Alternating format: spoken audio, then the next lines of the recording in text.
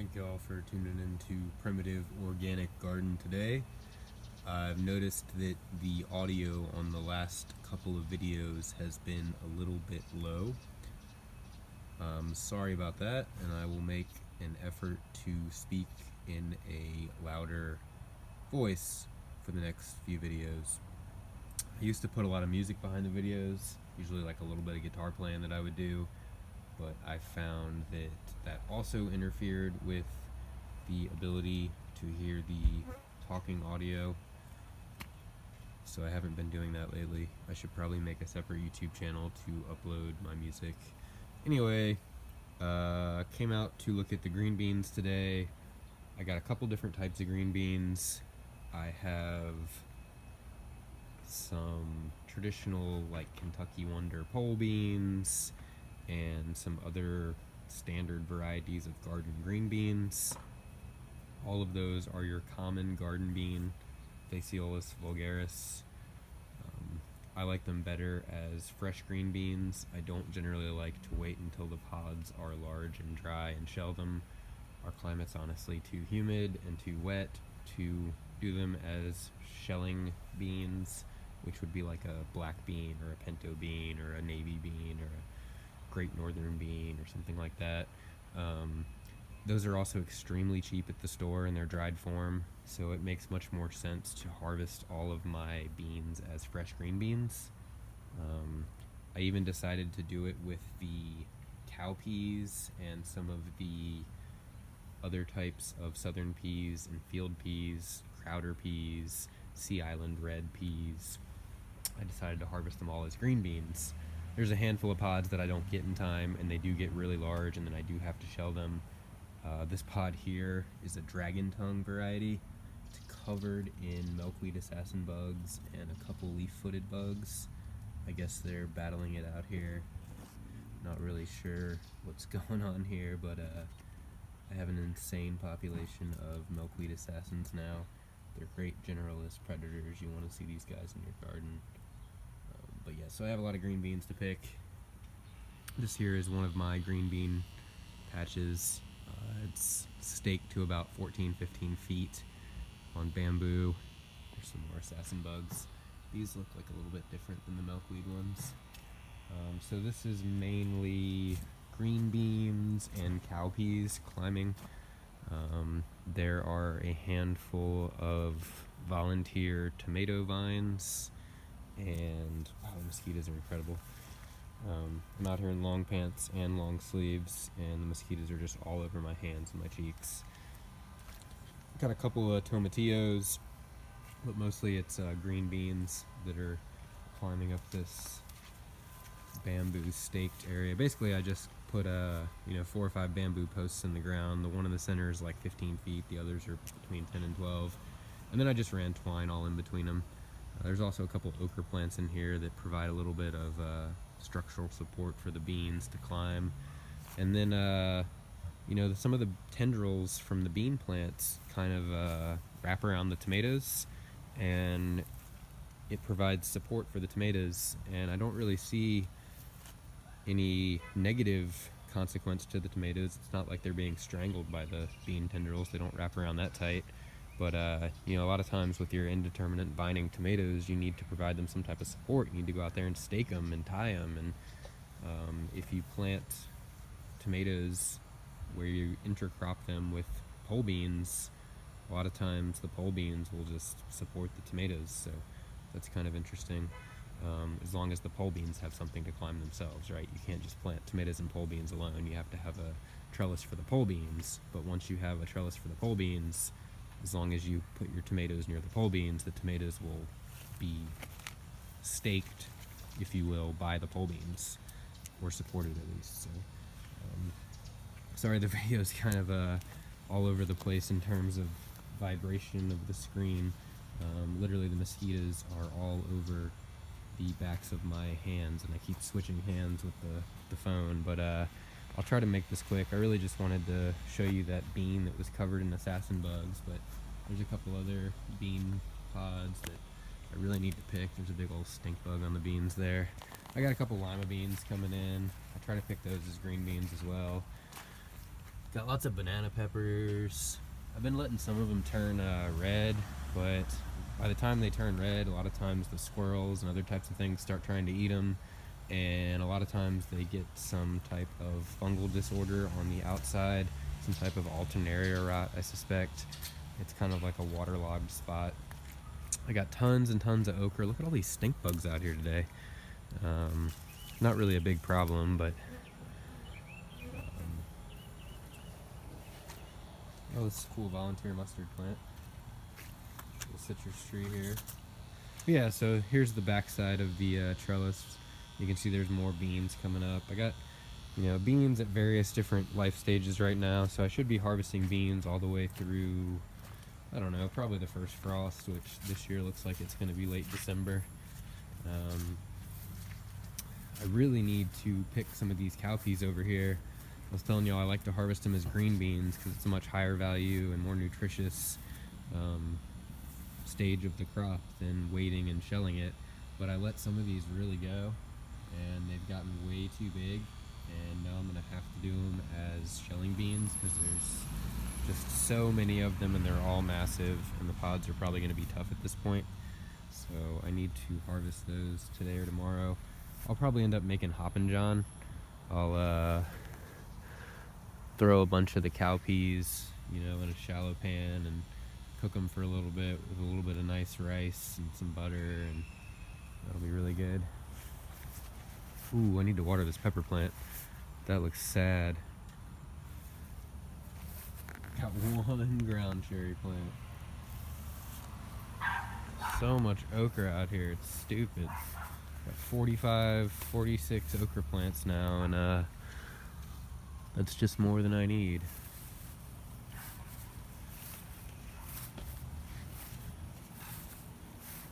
Got some volunteer cucumbers coming up.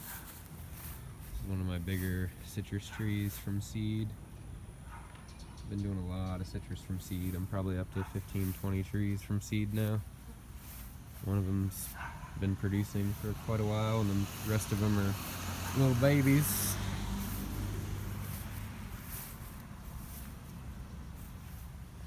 This is another one of my large citrus trees here. Pretty good looking tree. You can see a giant swallowtail larvae here. Is that a piece of bird poop on your citrus tree? That's not bird poop. That's a caterpillar that will turn into a giant swallowtail butterfly. I usually don't tolerate these because they eat my citrus trees, but that's a big tree and that's a very young caterpillar, so I'm gonna let it sit for a couple days before I pull it off of there. Probably put it in a collection or rear it out to an adult and give it leaves from a bigger tree that can handle some defoliation instead of one of my seedlings. Yeah, everything's been looking good in the garden lately. Kind of excited that the weather's cooling down. I've been starting some fall crops finally. We've had 2 mornings so far that were in the upper 60s, and that's been really, really awesome. We're still getting daytime highs of, mid 90s and heat indexes over 100 some days, and I expect that we will see quite a few days into November where we have some 90-degree days or days where the heat index is close to 100, but at least our nighttime temperatures are getting into the 60s now, which helps a little bit. I can start some of the fall and even some winter vegetables in seedling trays, and as long as I put them in like nearly full shade, now that the nighttime temperatures are in the upper 60s, things are finally starting to germinate. I planted some peas 2 weeks ago and they came up and immediately just kind of died from the heat. You can see these, so these are English peas here, right? Not southern peas. Southern peas love heat. Southern peas, things like cow peas, field peas, crowder peas. But these are traditional English peas, Pisum sativum. And you can see there's 1 or 2 that look like they're doing okay, but most of them just got toasted. I probably should have kept a lot more water on them, being that it's this hot, but I don't water the garden very often, so. The arugula is kicking though. It doesn't seem to mind the hot conditions, and got quite a few little lettuces and radishes coming up, so not all is lost. And I think I planted some kale in here, intercropped with garlic and onion and some parsley and carrot. The kale's starting to come up. I got a handful of cucumbers here. Most of my cucumbers in the fall got destroyed by pickleworm, melonworm, but I haven't seen much pickleworm, melonworm activity lately, so hopefully the cucumbers that are seedlings now, you know, that'll be producing in 2 weeks, might not get destroyed, but we'll see. I need to just stop doing cucurbits because it's stupid to try to grow cucurbits in a swamp. Melonworm, pickleworm pressure aside, they just don't do well here most of the time. I can do a handful of, you know, pickling cucumbers early spring before the pests and the disease are a problem, but, you know, with the sole exception of pickling cucumbers in early spring, I just really shouldn't bother with cucurbits at all. Wow, look at this really cool spider. It's a massive web.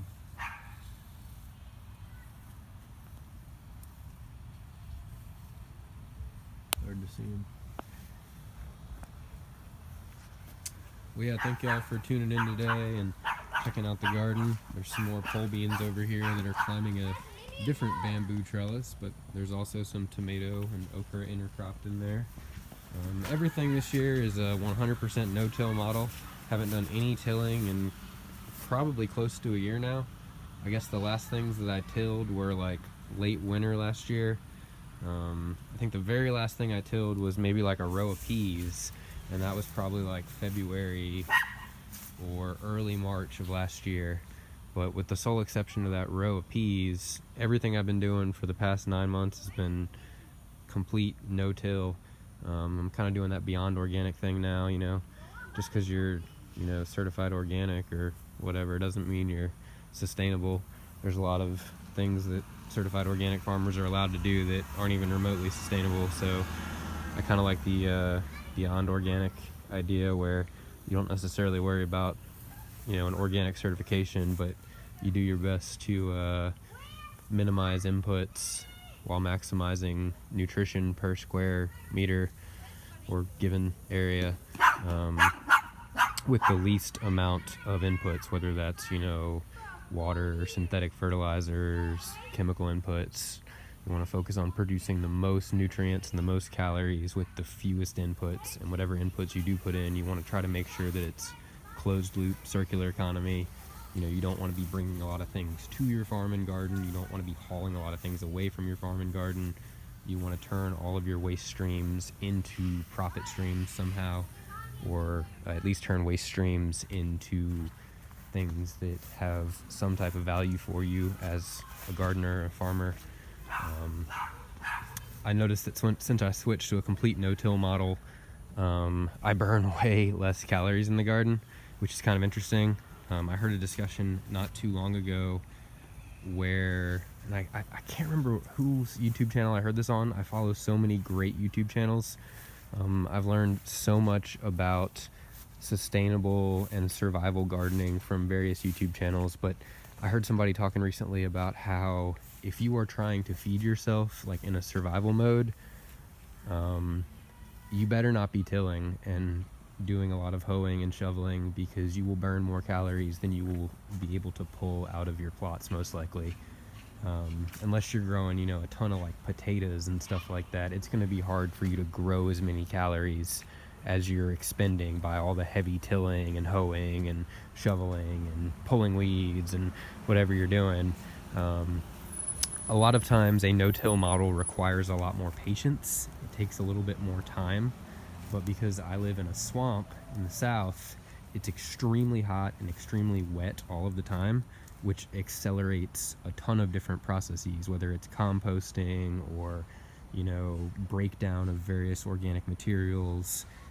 When things are really hot and wet, a lot of biological and even abiotic processes occur much more rapidly, right? So I use a lot of cardboard sheet mulching now, and, you know, if I have an area that's some type of awful, you know, perennial stoloniferous grass or some other weed that's really hard to kill, I'll just put down a bunch of thick cardboard on top of it, and I'll generally place the cardboard in a much wider area than I want the garden bed to be. So for example, if I'm doing a 4x4 garden bed, 4 feet by 4 feet, I'll put the cardboard in like a 5x5 or 6x6 area. That way I have room to put wood chip mulch or pine needles or some type of mulch around the garden bed, but still on top of the cardboard.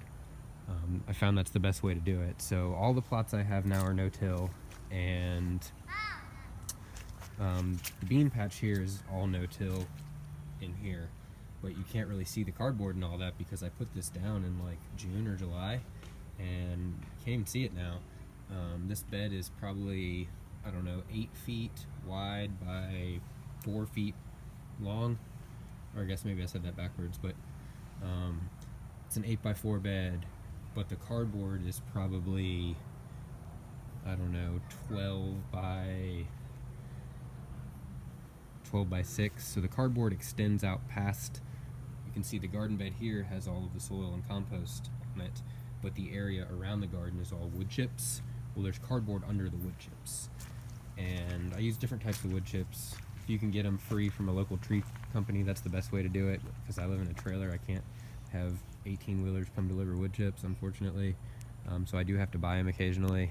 I use usually something local, cedar or cypress. So I've even done the aisles in between the garden beds with cardboard and wood chips. So you can see here, if I pull some of these wood chips aside, you don't have to do them. Wow, a lot of this is already breaking down into soil, and this has only been here like 3 weeks. You can see there's like soil underneath this now. Let's look at the edge then. So you can see it's cardboard underneath these wood chips, and it's amazing how fast all this breaks down. And so you do have to reapply occasionally, come out here and add another layer of wood chip mulch or another piece of cardboard here and there. You can see there's some grass starting to creep in some places. Grass is, my biggest pest in the garden. I don't have a lot of insect pests because I got so many predators running around. I don't get a ton of, diseases, other than some fungal issues because it's so wet, but my biggest issue is weeds, and it's mostly grasses. And so the more cardboard I put down and the more wood chips I use, it really helps with that. I try to never have bare ground. I've also been talking to y'all about the idea of choosing your weeds. So start based on the premise that you're going to have weeds, and then pick which ones are the easiest to deal with and maybe are edible, for example. So I've been allowing mint to just run rampant in the garden, and the mint actually chokes out a lot of grasses and other weeds, but at the same time the mint is pretty easy to remove. So you can see there's some mint stolons, above ground stems that are capable of rooting, creeping into this raised bed here. But unlike a lot of grasses, which are extremely deep rooted, mint is not very deep rooted, so I can just come and kind of pick this stuff up and move it. And so it's a very easy weed to remove, but at the same time, it will suppress worse weeds. So I've chosen to allow mint to become a weed in my garden because it chokes out grasses, which are a worse weed than mint. So choose your weed. But yeah, that's mainly what I just wanted to talk about today. The fact that I've had absolute success with using cardboard and wood chips and pine needles and things like that to suppress weeds around my garden beds. I don't do any more tilling. I'm burning way less calories in the garden and getting more food. If you're in a climate that's cold or dry, doing a lot of cardboard and other types of things like that, you may have to have some patience because it's going to take way longer for that stuff to break down. So if you have a plot that it's a new plot, if you're putting cardboard on weeds and grass and it's a new plot, you may need to plant shallow rooted things for the first few months, like herbs and lettuces and things that don't have massive root systems, because once those plant roots hit the cardboard, if the cardboard hasn't broken down yet, or if the environment is cold and dry, the plant's roots aren't going to be able to pierce through the cardboard as quickly. And you also have to factor in the time it takes for the grass and the weeds underneath the cardboard to die. That doesn't happen instantly. Then again, if you live in a cold or dry climate, your weed pressures aren't that high anyway, so maybe you don't need to worry so much about weed control and things like mulching and all that. But here in a swamp, weeds are insane. So whereas I used to kill myself with manual labor to hoe out all the weeds, now I'm simply just using cardboard and wood chips and pine needles and other types of living mulches and ground covers and things like that to suppress all of the weeds. And I'm not doing any more tilling, and I have a lot of food. I still have plenty of plants in containers just because my area floods really often, and even though most of my raised beds are well above the ground, the raised beds can still be susceptible to flooding, so I still do a lot of plants in containers. I probably have 50 or 60 plants in buckets this year, whether they're 5-gallon buckets or 2.5-gallon buckets. But yeah, so there's pretty much no grass left in the backyard. It's almost all just raised beds, and at this point all the raised beds are complete no-till. And at the end of one season, I just go out there and chop and drop everything in the bed, and I just simply chop and drop it and let it compost in place right where it is. And then I wait a little while, a couple weeks, for everything to break down, and I'll throw a light layer of compost on top and seed the next generation of crops. And you just want to make sure that whatever you're seeding is crop of a different family than what was previously there. The one caveat to that is that chop and drop can be kind of dangerous in the middle of summer here, simply because it's already so hot, and when you chop and drop things, they produce a lot of heat as they break down and compost in place. So earlier this year in my 8x8 no-till raised bed, it's not a huge raised bed in terms of its vertical height, its depth of soil. The bed is probably only like maybe 6 or 8 inches of soil, but it's a huge bed. It's maybe 8x8 or 10x10. And so earlier this spring I had sunflowers in here, and the sunflower plants were huge, and I had tiny little pepper seedlings that were coming up in this bed. And when I eventually finished with the sunflowers, I chopped and dropped them and let them all compost in place. Well, they produced so much heat when they were breaking down during the composting process that they actually cooked some of the peppers on the nearby pepper plants, and really heat stressed the pepper plants, and a couple of them wilted really hard, and 1 or 2 of them may have died. There's still some pepper plants in there, and had they been transplants, they probably all would have died, but they were peppers that I had started just from seed in that bed, and so they were probably a little bit hardier. But so yeah, be careful chopping and dropping things in the middle of summer if you live in a hot climate, because you might cook nearby plants around where you chopped and dropped things. But other than that, my go-to now is just to chop and drop things, throw compost on top, seed a new crop. It's really easy. I'm not doing any tilling. I'm not burning as many calories. I'm doing a better job of feeding myself. So yeah, stop tilling so much. It's a lot of work. If you're looking for exercise, there's probably better ways to get it, like finding a tree branch and doing some pull-ups or some chin-ups, or doing some planks. Tilling is kind of a repetitive activity, and it's not really natural movement, so it's while it does burn calories and give you exercise and increase a lot of fitness benefits to your body, it also has some negative physiological consequences. It's probably not great for your back just because you're kind of hunching over. I don't know. I mean, it's better than not exercising at all, but if your choice is to not kill yourself in the garden and spend a little bit more time in the gym, maybe that's better than trying to kill yourself in the garden and possibly hurting your back.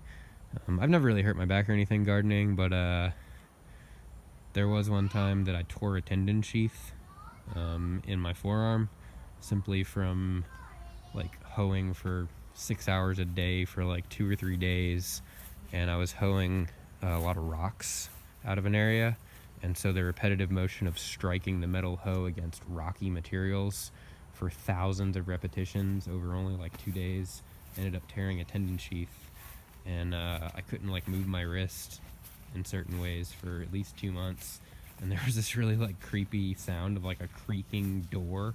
Every time I would move my wrist in certain ways, you would hear like click, click, click. It was like audible. It was really awful. Listening to it was probably worse than the actual pain. It was like a psychological pain, hearing this like creaking noise in your arm. But anyway, don't do so much tilling. Do a lot more mulching and cover cropping and using living ground covers and utilizing the principle of choosing your weeds.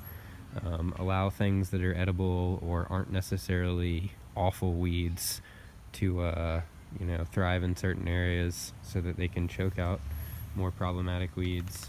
But anyway, hope y'all are having a good fall gardening season, and sorry this video kind of ran a little bit long and got kind of rambly, but there's just so many things to look at in the garden now, and everything's starting to look good now that temperatures are finally coming down. Thank y'all for tuning in today, and hope y'all have a great week in your garden.